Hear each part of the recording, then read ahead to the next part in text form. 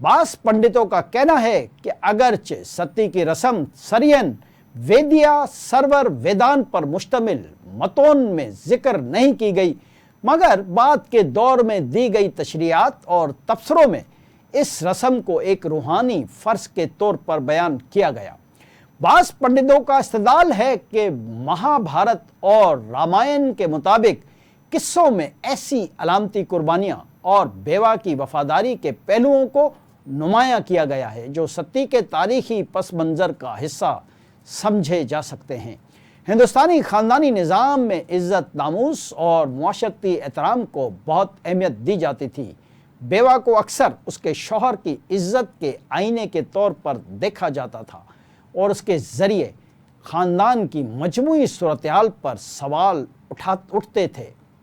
सती का इजरा बाज़ औक़ात एक तरह की रस्म और रवाज के तौर पर देखा जाता था जिसके ज़रिए ख़ानदान अपनी समाजी हैसियत को बरकरार रखने की कोशिश करता था।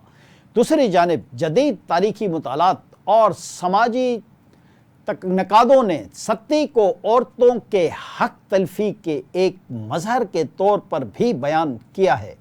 बेवा की जान का ज़िया अक्सर ज़बरदस्ती, समाजी दबाव और इक़्तिसादी नाइंसाफ़ी का नतीजा होता था। इस तनाज़ुर में सती को एक मर्दाना साख्त रस्म करार दिया गया जो औरत की हैसियत और आज़ादी को नज़रअंदाज करती थी।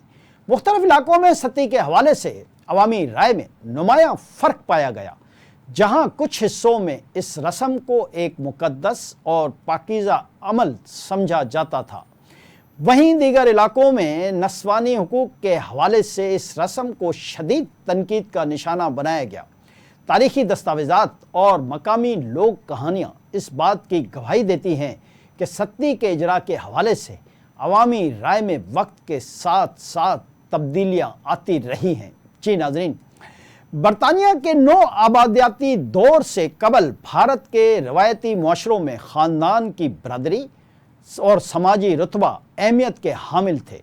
बेवा होने का बोझ जिससे न सिर्फ मुआशरती वक़ार मुतासर होता था बल्कि ख़ानदानी ज़िम्मेदारियों में खलल पैदा होता था, जिसकी वजह से बाज़ हलकों में बेवा पर सती की रस्म नाफिज कर दी जाती थी। समाजी तौर पर बेवाओं को कमज़ोर और गैर महफूज समझा जाता था। ऐसे में उनकी ज़िंदगी को मुकम्मल तौर पर फना करने का तसव्वुर कुछ हलकों में हतमी हल समझा गया। ख़ानदान के बुज़ुर्ग और मुआशरती रहनुमा अक्सर ऐसे हालात में बेवा पर दबाव डालते थे कि वो अपने शौहर के साथ आखिरी जांफशानी को अख्तियार करें। इस दबाव के पीछे न सिर्फ ज़ाती वफ़ादारी बल्कि ख़ानदान की मजमूई साख को बहाल करने का मकसद भी होता था। मुख्तलिफ़ मज़हबी तहरीकें और समाजी इनकलाबात ने सती के हवाले से मुख्तलिफ़ नज़रियात पेश किए। बाज़ रूहानी बुज़ुर्गों और उलमा ने सती को एक रूहानी तजुर्बा करार दिया, जबकि जदीद समाजी इस्लाह पसंदों और मज़हबी नकादों ने इस रस्म को औरत के हुकूक़ के ख़िलाफ़ एक नाकाबिले बर्दाश्त रवाज करार दिया। इस तनकीदी जदोजहद ने सती के इजरा पर नए सवालात उठाए और वक्त के साथ इस रस्म के ख़ात्मे की तहरीक को तक़वियत दी। समाजी व तारीख़ी तब्दीलियाँ और सती के ख़ात्मे की तहरीक की शक्ल में बरतानवी नौ आबादियाती दौर में भारत में सती के इजरा के हवाले से एक नया दौर शुरू हुआ।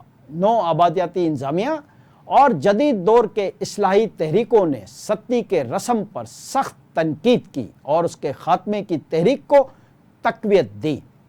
बरतानवी हुकूमत की तरफ से लगी मदाखलत और इस्लाही तहरीकों ने सती के इजरा को कानूनी एतबार से ममनू करार दिया। बरतानवी राज के दौर में इस्लाही फ़लसफ़े और इंसानी हुकूक़ के दावों ने सती के हवाले से अमली इक़दामात को जन्म दिया।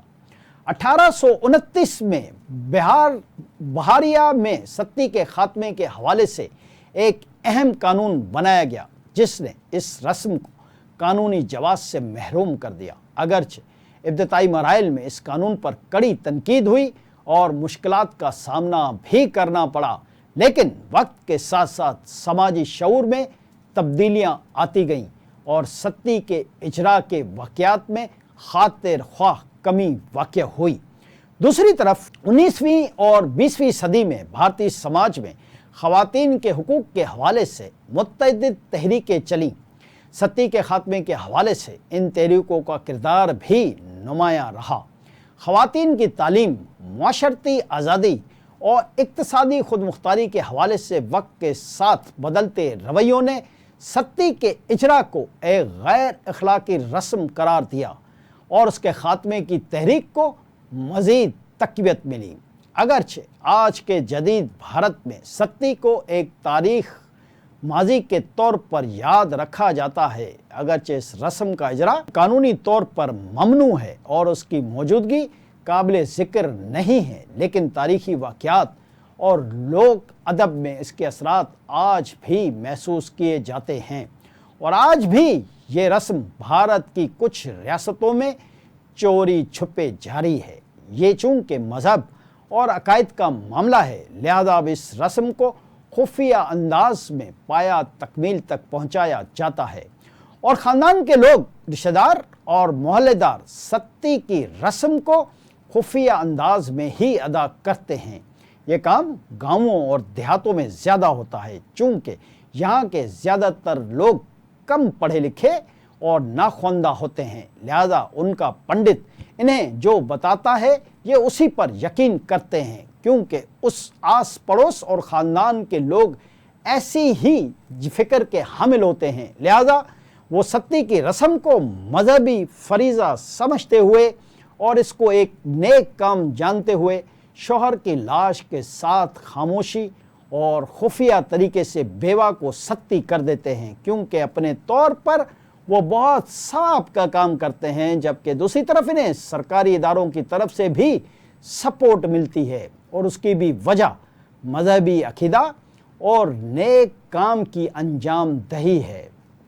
بھارت میں the commission of sati prevent act 1987 کے تحت ستی کی رسم کو انجام دینا، اس کی حوصلہ افزائی کرنا یا اس کی تعریف کرنا ایک سنگین جرم قرار دیا گیا ہے، جس کی سزا کم از کم عمر قید اور بھاری جرمانہ ہے۔ اس لیے اب یہ رسم گاؤں دیہاتوں میں خاموشی سے ادا کی جاتی ہے، اور سرکاری مشنری ہندو ہونے کے ناطے اس رسم کی ادائیگی کی طرف سے آنکھیں بند کر لیتی ہے، جبکہ بھارتی ہندو میڈیا میں بھی کچھ اس قسم کا رجحان ہی پایا جاتا ہے۔ اس لیے ستی کی رسم آج کل بھارت کے کسی بھی علاقے میں غیر قانونی طور پر جاری نہیں ہے۔ راجستھان ستی کی رسم کے لیے سب سے زیادہ بدنام رہا ہے۔ علاوہ ازیں ہریانہ، چھتیس گڑھ، مدھیہ پردیش اور اتر پردیش سمیت دیگر علاقوں میں بھی آج بھی ستی کی رسم خفیہ طور پر جاری ہے۔ 1987 میں روپ کنور نامی ایک 18 سالہ بیوہ عورت کو ضلع سیروہی میں ستی کرنے پر مجبور کیا گیا۔ یہ واقعہ بہت مشہور ہوا اور اسی کے بعد commission of sati prevention act بنایا گیا۔ آج بھی بعض مقامی مندروں یا یادگاروں میں روپ کنور جیسی خواتین کو ستی ماتا کے طور پر پوجا جاتا ہے، جو ستی کی حوصلہ افزائی کے زمرے میں آتا ہے۔ اگرچہ وہاں ستی کی رسم جاری نہیں، مگر کچھ علاقوں میں اب بھی ستی ماتا کی یادگاریں موجود ہیں، جن پر مقامی عقیدت مند چڑھاوے چڑھاتے ہیں، اور اب انتہا پسند مودی دور حکومت میں اس رسم کو دوبارہ سے بڑھاوا مل رہا ہے، جس کی ذمہ دار RSS کی انتہا پسند ہندو لیڈر، ریاستی مشنری، پنڈت اور علاقے کے انتہا پسند ہندو ہیں۔ آج کے لیے اتنا ہی۔ اگلے پروگرام تک کے لیے اپنے میزبان GM جمالی کو اجازت دیجیے۔ اللہ حافظ۔